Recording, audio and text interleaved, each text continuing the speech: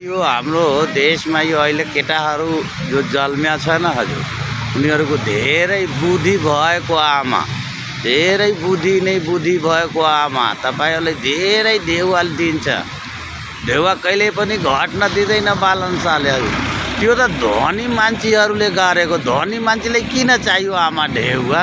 त्यो ढेउवा राखेर धनी मान्छेले त देउवैको बिछौनामा सुत्या छ उनीहरू हजुर।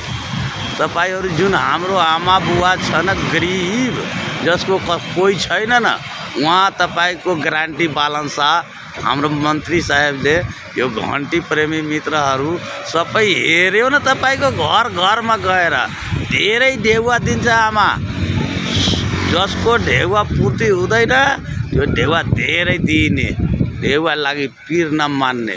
त्यो छोराहरूले सिकाउँदाखेरि त्यो टिकटक नबनाउने, त्यो छोराहरूले कमाउनु पर्यो न त, छोराहरूको पत्रमा डालिदिन्छ, नारको न घाटको बनाइदिन्छ। ल म यति भन्दै